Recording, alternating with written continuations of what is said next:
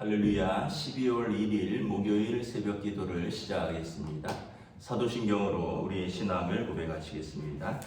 나는 전능하신 아버지 하나님 천지의 창조주를 믿습니다. 나는 그의 유일하신 아들 우리 주 예수 그리스도를 믿습니다. 그는 성령으로 잉태되어 동정녀 마리아에게서 나시고 본디오 빌라도에게 고난을 받아 십자가에 못 박혀 죽으시고 장사된 지 사흘 만에 죽은 자 가운데서 다시 살아나셨으며 하늘에 오르시어 전능하신 아버지 하나님 우편에 앉아 계시다가 거기로부터 살아있는 자와 죽은 자를 심판하러 오십니다. 나는 성령을 믿으며 거룩한 공교회와 성도의 교제와 죄를 용서받는 것과 몸의 부활과 영생을 믿습니다. 아멘. 찬송가 212장 찬양하시겠습니다. 찬송가 212장입니다.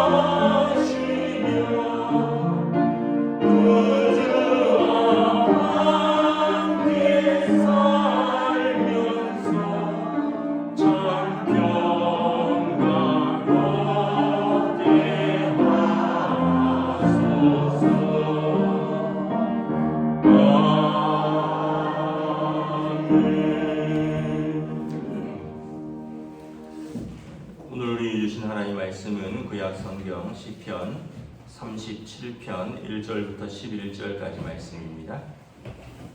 구약성경 시편 37편 1절부터 11절까지 말씀입니다. 다 찾으신 줄 알고 저와 여러분들이 한 절씩 교도하도록 하겠습니다. 악을 행하는 자들 때문에 불평하지 말며 불의를 행하는 자들을 시기하지 말지어다. 그들은 풀과 같이 속히 배임을 당할 것이며 푸른 채소같이 쇠잔할 것이니라. 여호와를 의뢰하고 선을 행하라. 땅에 머무는 동안 그의 성실을 먹을거리로 삼을지어다. 여호와를 기뻐하라. 그가 내 마음의 소원을 내게 이루어 주시리로다. 내 길을 여호와께 맡기라. 그를 의지하면 그가 이루시고 내 의를 빛같이 나타내시며 내 공의를 정오의 빛같이 하시리로다. 여호와 앞에 잠잠하고 참고 기다리라. 자기 길이 형통하며 악한 꾀를 이루는 자 때문에 불평하지 말지어다. 분을 그치고 노를 버리며 불평하지 말라. 오히려 악을 만들 뿐이니라. 진실로 악을 행하는 자들은 끊어질 것이나 여호와를 소망하는 자들은 땅을 차지하리로다. 잠시 후에는 악인이 없어지리니 내가 그곳을 자세히 살필 자도 없으리로다. 함께 읽습니다. 그러나 온유한 자들은 땅을 차지하며 풍성한 화평으로 즐거워하리로다. 아멘. 할렐루야. 오늘 또 새날이 시작되었습니다. 우리 주님 주시는 은혜와 평강이 가득하시기를 축복합니다. 12월 첫째 날입니다. 12월 들어가면서 날씨가 화끈하네요. 12월인 걸 알려주는 것 같습니다. 오늘 말씀도 다윗의 시편인데 이제 두 가지를 말하고 있죠. 첫째는 악을 행하는 자들 때문에 불평하고 불의를 행하는 자들 때문에 시기하지 말지니라. 8절에도 보면 7절에도 보면 여호와 앞에서 잠잠히 참고 기다리라. 자기 길이 형통하며 악한 꾀를 이루는 자들 때문에 불평하지 말라. 우리가 살면서 이렇게 믿음으로 살려고 하는데 힘들고 저 사람은 어떻게 보면 믿음도 없고 하나님도 안 믿고 또 자기 성질대로 살고 또 세상에서 뭐 어떤 수단과 방법을 가리지 않고 사는 것 같은데 어떻게 보면 좀 형통한 것 같고 그런 경우를 보게 되죠. 그런데 어떤 면에서 보면 이제 우리가 크게 두 가지로 생각할 수 있습니다. 하나는 인생은 나그네의 길이라는 거죠. 여기가 최종 우리의 본향이 아니라는 것입니다. 나그네 길이기 때문에 우리의 나그네 여정 속에서는 여러 가지 일이 일어날 수 있다는 것을 인정하는 것입니다. 그리고 그렇다고 해서 우리가 하나님의 백성, 의인이 그 나그네 여정 속에서 불의한 자처럼 살 수는 없다는 것입니다. 불의한 자들 때문에 불평하고 시기하고 또 17절에도 보면 악한 자의 형통 때문에 악한 자가 꾀로 이루는 그 형통 때문에 그 사람들 때문에 불평하고 분을 그치고 노를 버리며 불평하지 말라. 그러면 그것이 우리에게도 악을 만들 뿐이라는 것입니다. 그래서 우리가 해야 될 것은 뭐냐 하면 이 나그네 길에서 그래도 하나님의 공의로우시며 하나님의 신실하심을 믿고 우리는 끝까지 믿음을 지키고 가는 것이죠. 그래서 7절에 여호와 앞에서 잠잠하고 참고 기다리라. 본향에 이르기까지 그 길을 꿋꿋이 참고 신실하게 걸어가는 것입니다. 우리가 어떤 상황 때문에 조급해하고 상황 때문에 어떻게 보면 좀 믿음의 길을 벗어나면 오늘 말씀에 보면 이것이 악을 만들 뿐이라 라고 말을 하고 있죠. 8절에 그런 일들이 일어납니다. 여러분, 아브라함과 아내 사라가 하나님께서 약속의 자식을 주시겠다라고 말씀을 하셨는데 내 몸에서 날 씨라 라고 말씀을 하셨어요. 그런데 이제 아브라함과 사라가 이제 10년이 지나도록 아이가 생기지 않으니까 이제 사라가 제안을 합니다. 대리모를 제안을 하죠. 아무래도 당신도 늙었고 내 몸에서 이제 그 경수가 끊어졌으니 어쨌든 하나님께서 아브라함의 씨라 그랬으니까 당신의 몸에서만 나면 되는 거 아니냐 그러면서 하갈이라는 여종을 붙여주죠. 어떻게 보면 이제 끝까지 믿음으로 그 길을 가는 것이 힘들었던 거죠. 그리고 결국은 하갈을 통해서 이스마엘을 낳게 되죠. 이때가 아브라함이 86세라고 기록하고 있습니다. 그러니까 75세의 부르심과 약속을 받고 10년을 기다렸어요. 10년을 기다렸는데 안 되니까 인간적인 방법을 찾았고 그리고 86세 11년째 이스마엘을 낳은 거죠. 하나님은 내 몸에서 날 자가 약속의 아들이라 그랬거든요. 결국은 이스마엘 때문에 이제 사라가 고통받게 되죠. 자기가 낸 꾀 때문에 뭐 꾀라기보다는 어쩔 수 없이 상황 속에서 어쩔 수 없이 선택한 조급한 길인데 그것 때문에 이제 사라가 고통받게 됩니다. 하갈이 낳은 또 하갈이 여주인을 멸시함으로 그러면서 예기치 않은 불행, 예기치 않은 문제들이 생기는 걸 볼 수가 있습니다. 오늘 말씀에 보면 그래서 잠잠하고 좀 참고 기다리라. 하나님이 어떻게 이루시는지 잠잠하고 참고 기다리라. 라헬도 그렇습니다. 라헬 이제 아브라함, 이삭, 야곱이 이제 그 부인을 얻죠. 라헬을 얻죠. 라헬이 이제 언니 레아가 있고 라헬이 있고 그리고 여종 둘이 있었는데 야곱이 언니를 통해서 아들을 넷이나 낳았어요. 그 자기는 아이를 못 낳으니까 막 남편에게 화를 냅니다. 내가 아이를 못 낳았는데 사실은 여러분 생각해 보세요. 라헬이 자기가 아이를 못 낳으면 이것은 야곱의 문제가 아니죠. 라헬의 문제죠. 왜냐하면 야곱이 레아를 통해서 아들을 넷이나 낳았거든요. 라헬 자기 문제인데 라헬이 성경에 보면 화를 냅니다. 내가 아이를 못 낳는데 이러면 죽어버리겠다. 당신이 어떻게 해봐라 이러면서 그러니까 야곱이 화를 내죠. 내가 하나님이냐. 그래서 라헬이 한 방법이 사라와 할머니 사라가 한 것과 똑같은 방법입니다. 자기에게는 여종 비라를 대리모로 야곱에게 줍니다. 그리고 비라가 아들을 둘을 낳죠. 그런데 그러니까 이제 언니 레아가 또 이렇게 경쟁하면서 자기 종 실바를 줬고 자기 종을 통해서 또 아들을 둘 낳고 그러는 와중에서 또 레아는 아들을 또 둘 낳고 그리고 딸을 하나 낳고 라헬은 결국 막 화내고 조급해하고 그러면서 자기 방법을 썼는데 결국 자기는 애를 못 낳고 있는 거예요. 언니는 아들 6에 딸 하나, 자기가 준 여종도 아들 둘, 언니의 여종도 아들 둘, 10아들과 딸 하나를 낳는데 자기는 아들을 못 낳아요. 그러다가 거의 20년 만에 요셉을 낳게 되는 거죠. 그리고 결국은 요셉의 동생 막내 베냐민 낳다가 산통으로 죽죠. 그렇게 아들 소원하고 아들을 낳는데 결국 또 아들 낳다가 죽어요. 그러고 보면 우리가 이런 걸 보면 그 신명기에 보면 우리에게 나타난 것은 우리가 하나님의 말씀에 순종하면 되고 우리가 아직 알지 못하는 것은 하나님의 뜻에 맡기는 것이죠. 이걸 내가 조급하게 막 이루어 가겠다라고 불평하고 원망하고 내 방법으로 하면 때로는 하나님의 뜻을 못 이뤄갈 수도 있고 그러므로 인해서 내 상황이 꼬일 수도 있는 거죠. 사라도 그렇고 라헬도 그렇고 우리 삶에서도 마찬가지입니다. 여러분, 우리가 악인이 형통하는 것 같고 의인은 불의한 것 같고 의인은 고통당하는 것 같고 그래서 왜 하나님이 과연 살아계시느냐 그러면 여러분 어떻게 될까요? 여러분 이게 어떤 상대적인 개념이에요.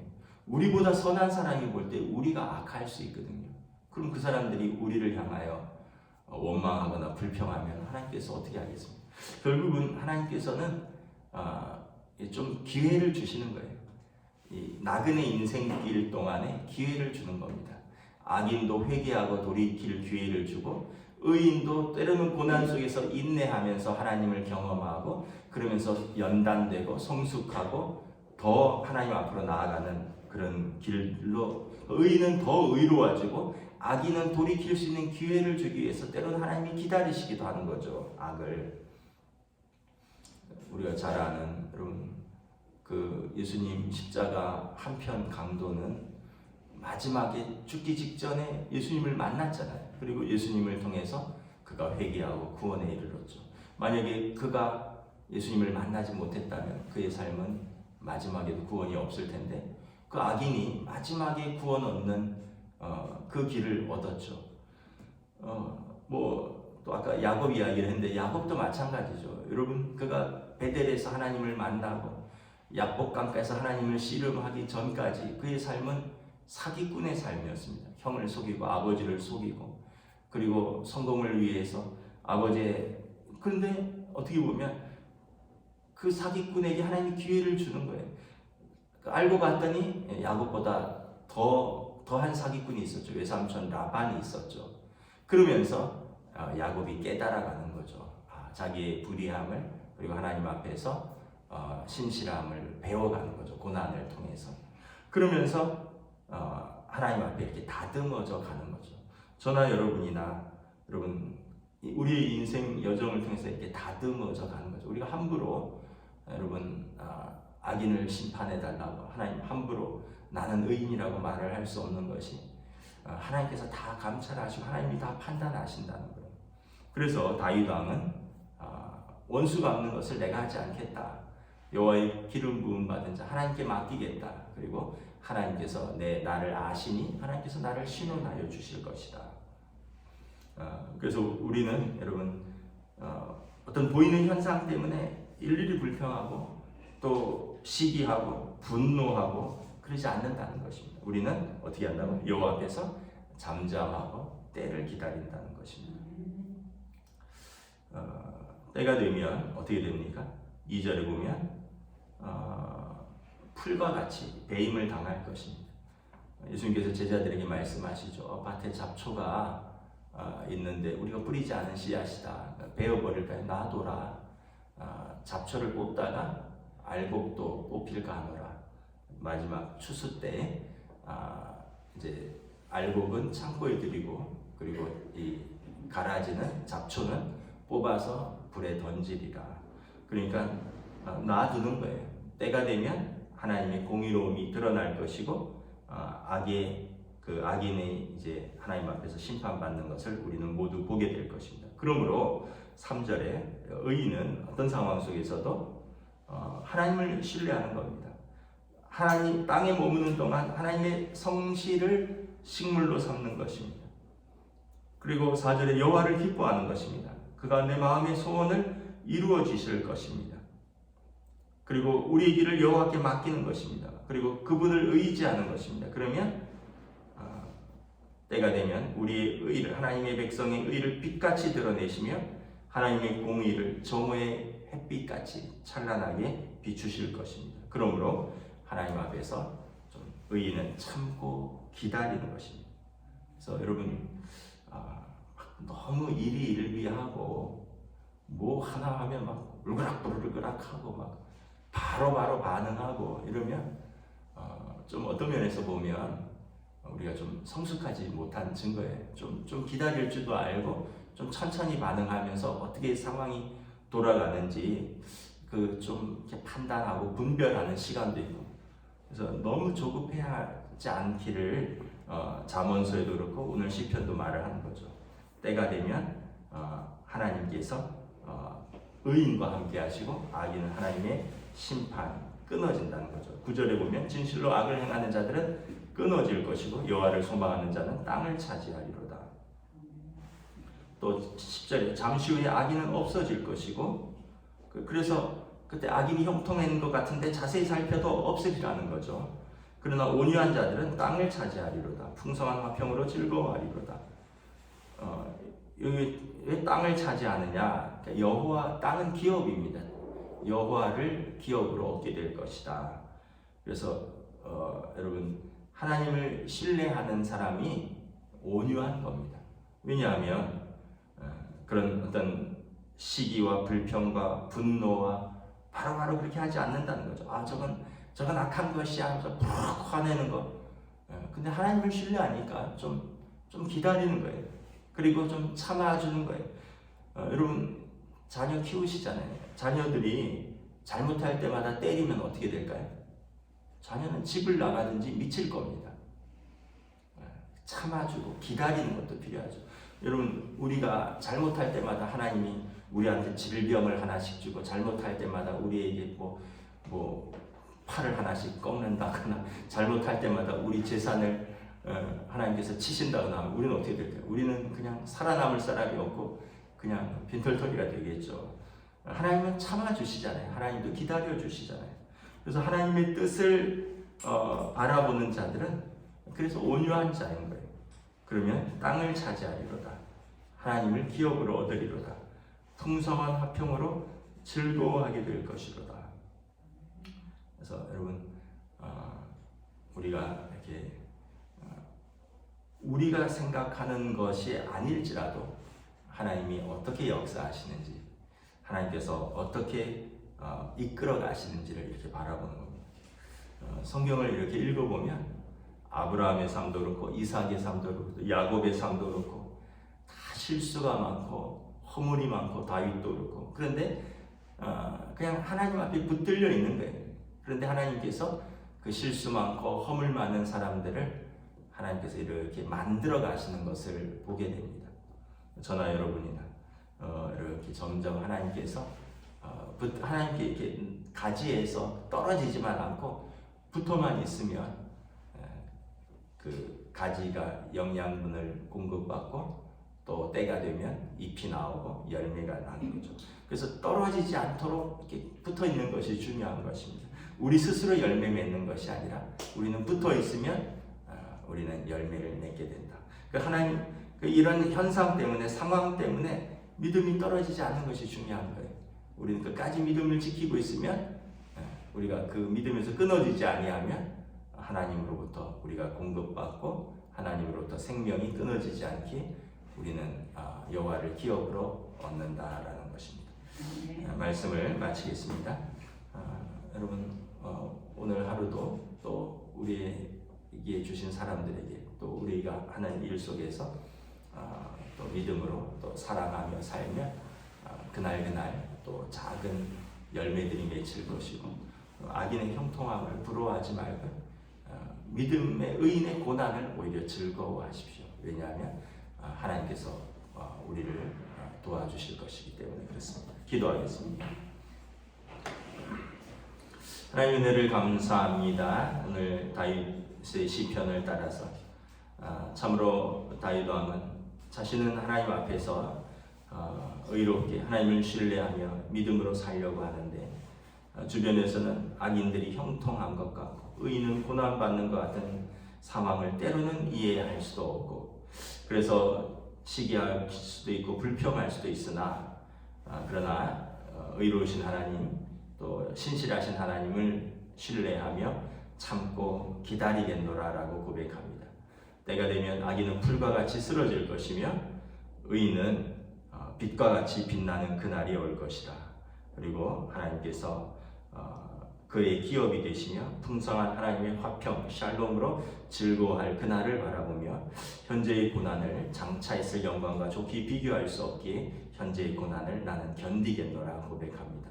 오늘 그러한 또 믿음의 고백이 우리의 고백이 되며 또 그러한 믿음의 삶이 우리의 삶이 될 수 있도록 성령님 인도하여 주시옵소서. 감사를 드리오며 우리 주 예수 그리스도 이름으로 기도드리옵나이다. 아멘. 하늘에 계신 우리 아버지의 이름을 거룩하게 하시며 아버지의 나라가 오게 하시며 아버지의 뜻이 하늘에서와 같이 땅에서도 이루어지게 하소서. 오늘 우리에게 일용할 양식을 주시고 우리가 우리에게 잘못한 사람을 용서하여 준 것 같이 우리 죄를 용서하여 주시고 우리를 시험에 빠지지 않게 하시고 악에서 구하소서. 나라와 권능과 영광이 영원히 아버지의 것입니다. 아멘.